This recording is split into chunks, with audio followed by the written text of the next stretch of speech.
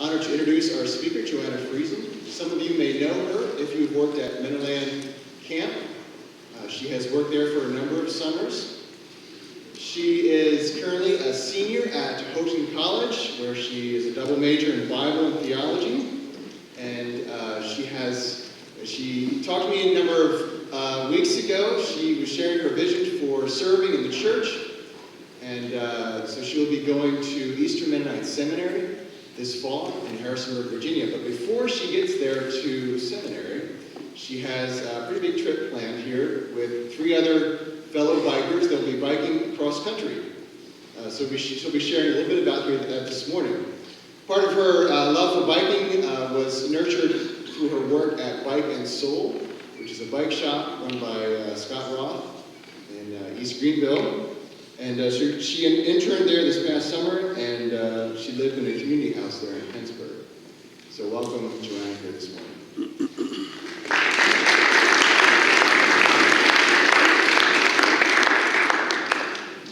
Thank you, Pastor Solstice. Hello, everyone. I know some of you, and for the seniors here today, if you went to Penn Christian School, I'm sure you know my brother, Josiah Friesen. Yeah, he was always way more popular than Emily and I, but that's all right. So I'm a Bible and theology student, but I'm going to spend most of this morning just telling stories about what this past year has been like. And I heard that you've been talking a lot about community and what does love look like in that community. So I'm going to talk about Christian community and some of the things that have been happening this year and just the way that God has been working in my life. And part of that is I want that to be an encouragement to you all because I very much feel like I'm at the same stage of life because there's a lot of changes happening. A lot of things are up in the air. I know many of you are gearing up for changes, going to college, or just all the growing that happens in high school. And a lot of that growing and changes and looking at grad school and beginning other parts of life, that also happens in college. So I don't know if you consider yourself in the same stage of life as a 21-year-old, but I see the continuity. So I hope that this can be encouraging. So before I really start, I would like to say one off-topic thing, and that is, as someone who's lived in Western New York for the past 4 years, I just want to say to all of you Southeast Pennsylvanians, don't take Fastnacht Day for granted. It was probably the best part of my week being home for Fastnacht Day for the first time in 4 years. No one knows what they are outside of this 100-mile zone. So I want to start off with a passage from Scripture, Hebrews 12, 1 through 3. This is a very important passage to me, and it summarized my life for the past 4 years. It was introduced to me by my track and cross-country coach my freshman year, and he said, it's one of the very few places in the Bible that is actually specifically about running. Running is the only sport in God's book. Yeah, running is the only sport in the Bible. And he said, it is about running, but it's also a metaphor for life. So as runners, we have a special connection with it, but as people, it's about our life with God and the way that we learn and grow and live with one another. So Hebrews 12, 1 through 3. Therefore, since we are surrounded by so great a cloud of witnesses, let us also lay aside every weight and the sin that clings so closely, and let us run with perseverance the race that is set before us. Looking to Jesus, the pioneer and perfecter of our faith, who for the sake of the joy that was set before him endured the cross, disregarding its shame, and has taken his seat at the right hand of the throne of God. Consider him who endured such hostility against himself from sinners, so that you may not grow weary or lose heart. So what Coach Maddie did with this is that he told us to think about this as we're running. As athletes on a specific team, we had a cloud of witnesses. So we had the other runners on our team to encourage us as we were doing these long 3-mile races. You know, like a 5K. In college, you race a 5K. And we had our fellow athletes to encourage us. Sometimes they ran beside us, sometimes ahead, sometimes behind. And then we also had the people standing along the sides who were cheering for us. Maybe people who were on the team last year and graduated, parents and family and friends and community members. But there was people cheering, people running with us. And then Maddie also said that there's the example of this team has been in existence for the past 50 years. So there's 50 years worth of people who have run for Houghton College. And he said, look to all of that, and it's very similar in the life of faith, right? Like we have the fellow Christians in our community, our age, our peers, people who are going through the same things and encourage us, and we support each other. And then there's also Christians from throughout the centuries, right? Christians that have died and gone before us, and we can look to their examples, the things that they've written, the stories that are passed down. And all of these stories surround us in this cloud of witness. And as we go through life, we're supposed to take strength and encouragement from that. So in a very physical way, that was played out in running, but also over the past 4 years, I've really learned that in the life of faith and the journey of Christianity as well. So I want to share some stories from the cloud of witnesses of mine over this past year. And as I share some of my stories, I encourage you to think about who is in your cloud of witnesses and how these people can encourage you in your similar journey.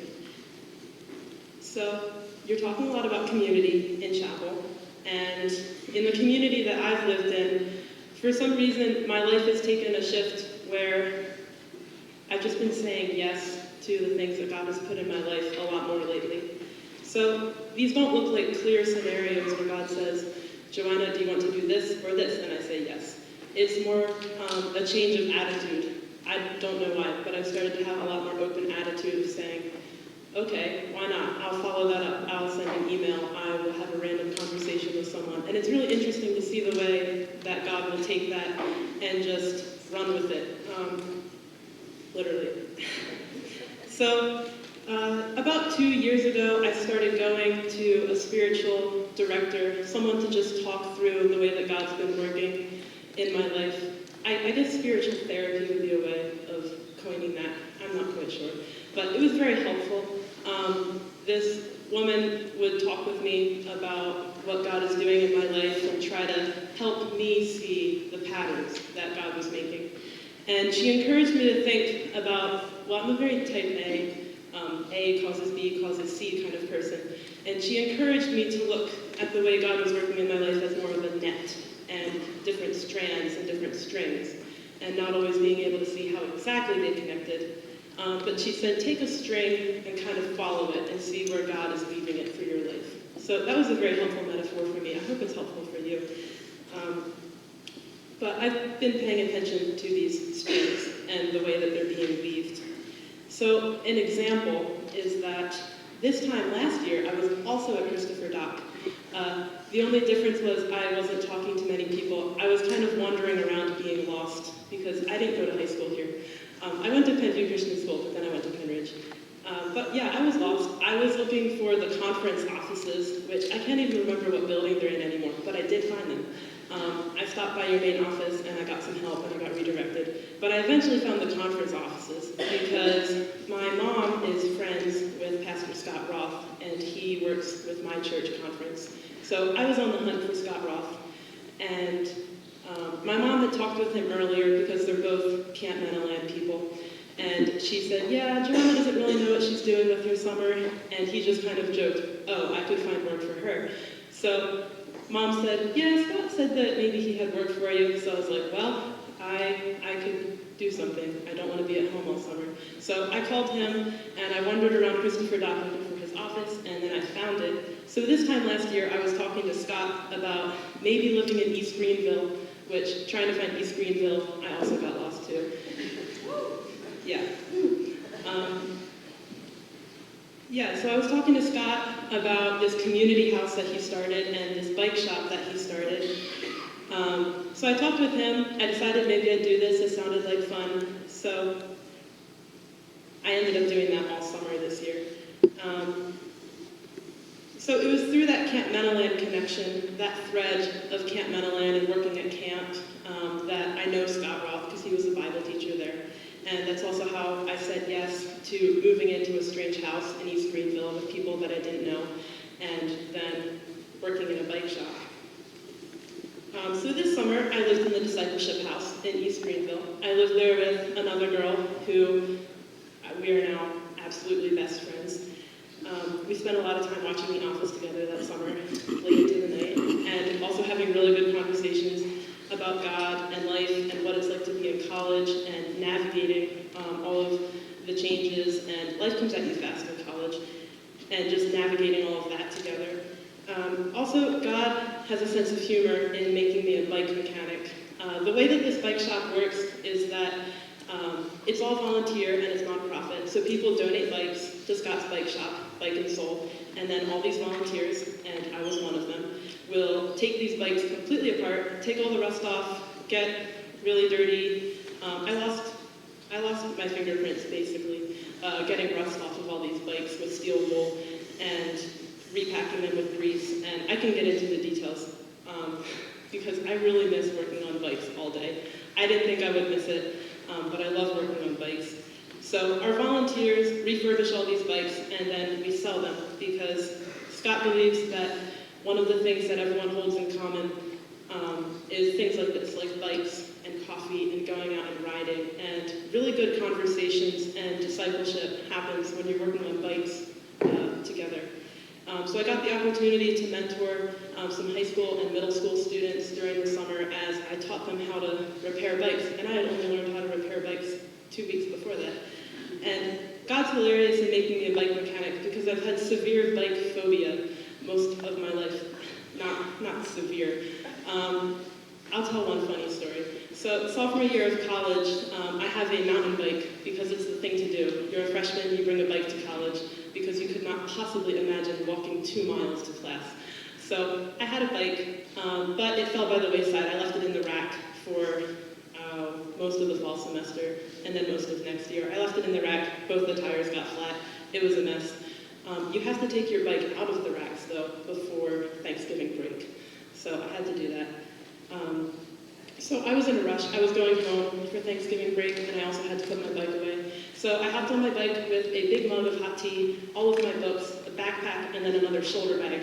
And there's this very steep hill by my dorm building. So I'm just flying down this hill, trying to put my bike away, get to class, and then head home because I move fast when I want to go home. So I'm flying down this hill, and I realized that I should probably start slowing down. So I slam on the brakes, but my only free hand was on the front brakes. And my level of bike knowledge was so limited that I didn't realize you shouldn't use the front brakes going downhill. So I flipped over the handlebar, dumped all my hot tea on myself, and just skidded. So that was the last interaction that I had with the bike when I started being a bike mechanic. So Scott made me fix up my own bike, and he gave it to me, and I learned how to use my front brakes versus my back brakes. That's one of the clearest lessons that you should learn about riding a bike. Because everything else isn't nearly quite as dangerous to not know. So I started being a bike mechanic, biking all over Pennsburg, and I started running in the park and reflecting and praying, and all of these things started to come together, that God was bringing together people in my life. Through my connections at Camp Meadowland, he brought me to the bike shop. He brought me together with these people in the discipleship house, and all of these strings were being weaved together. And then my friend from college visited, Jeevan Dhaliwal. She's my favorite Canadian. But she came down to visit because she'd been having a rough time, and I told her all about biking and fixing bikes and how exciting this has been and how God is working these things together in my life. And I was like, yeah, I know so much, I could bike across the country, Jeevan. And she's like, oh yeah, we should do that, let's do that. So I was like, did you ever take a crazy joke seriously? So we decided to start biking across the country. So all fall, we've been working and planning and earning money so that we have, because we're not, college students aren't rich, and we definitely aren't. So we've been doing some under-the-table yard work, a lot of under-the-table yard work. There's a lot of leaves to be raked in Western New York. So we did a lot of under-the-table yard work. We started training. I went on my first 70-mile bike ride this fall. We didn't pack any food. It was rough, but rough in the kind of way where you're friends forever afterwards because you starved each other through stupidity. But we've been seeing the way that God has been working through this because he's brought together a lot of people over this bike trip.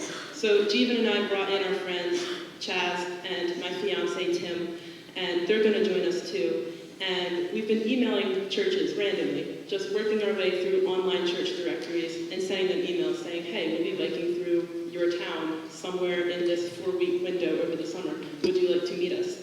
and churches have been really good about getting back. So we're seeing these churches come together and support us, even though they don't know us at all. And we're making plans to visit family and to visit other churches and friends and people with connections that are about 3 people deep, right? So Jeevan's friend's cousin who lives in this state, who we somehow got their contact information for. So we're seeing this community come together, and it's exciting because this time last year, I was wandering around lost on Christopher Dock campus, and now I'm telling all of you about the bike trip across the country that I've planned. Just an encouragement that there's this cloud of witnesses, right? Like I talked about at the beginning. And this crazy plan is really only possible because I have a cloud of witnesses that have supported this idea, right? So Scott Roth is my mentor. He wasn't this time last year, but he is. And he mentored me to start taking these crazy ideas seriously and see where God might be leading us with it. So I'm not sure the specific directions that God is leading us with this bike trip. But I am really expecting to see what the community of the church looks like across North America. And I'm already excited because I'm emailing back and forth with a pastor in Portland who wants to bike along for a little bit with us. And that's just really crazy to think about. So through Scott's discipleship and this community of friends that we have, we're thinking, the 4 of us are going to be biking across the country. And we're thinking, how can we honor God as we bike across the country? We want to have devotions and prayer and kind of see if we can start spiritual practices, like start off our day with prayer and end it with prayer and have devotions in the middle of the day and just see who we can invite along to join us for those times and how we can encourage the 4 of us, because we're fully predicting that there will be some quite miserable moments along the ride, and we're not naive about that, because Jeevan and I know what a 70-mile no-food bike ride feels like, and we just want to see if we can honor God by how we work through some of those ups and downs and how we can experience the community of the church. But I want to emphasize that crazy ideas like this are possible when there's a community that acts as a cloud of witnesses, when there's a community of discipleship and encouragement and support, because none of these ideas would have been possible without this really tight church community in southeast Pennsylvania, and the encouraging friends from Camp Menelam, and the community up in East Greenville at Bike and Soul that actually humored me when I, who started biking this summer, said, I think I would love to bike across the country. Could you fix up a bike for me? And Mr. Fox, the bike mechanic, was like, sure, Joanna, that sounds like a great idea. That's not the usual response to that kind of statement. So I want to conclude by saying that this verse about the cloud of witnesses and the way that we encourage each other as a community has followed me throughout the past 4 years. Not only with bikes, but with the community that I have at Houghton, with some of those friends. And as I prepare to leave that community and go to a new one in Virginia, there's a lot to learn about how do we keep those relationships intact, like as those relationships turn long distance. And how am I going to create a new community like that as I move to a different place? And I think one of the most important things is that feeling the love and support of a community, it's important to pass it on and recognize that we are in other people's cloud of witnesses. And that as we experience the love and the support and the encouragement of the people around us, that we are also called to be that to one another. So I'm thinking about that as I move into next year and as I move into pastoral ministry. And I just want to encourage you all to think of your potential and that attitude of openness to where God might be leading you in your life. And it is often quite roundabout and not always clear to see, because I didn't see any of this happening this time last year, pretty much this day last year. I didn't see any of it happening, and it's only looking back and reading over some of my journals from last year that I've been seeing this thread that God has been weaving. Right now it's kind of the bike thread.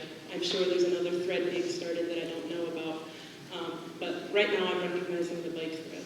But I want to encourage you all to think about the threads and the directions that God is leading you in your life. So I want to conclude by reading this passage over again. And just encouraging you to reflect on this and reflect what this cloud of witnesses looks like in your life. So therefore, since we are surrounded by so great a cloud of witnesses, let us also lay aside every weight and the sin that clings so closely, and let us run with perseverance the race that is set before us. Looking to Jesus, the pioneer and perfecter of our faith, who for the sake of the joy that was set before him endured the cross, disregarding its shame, and has taken his seat at the right hand of the throne of God. Consider him who endured such hostility against himself from sinners, so that you may not grow weary or lose heart. So, thank you. I think this might have gone a little short, but I pray that you guys won't mind too much when that happens.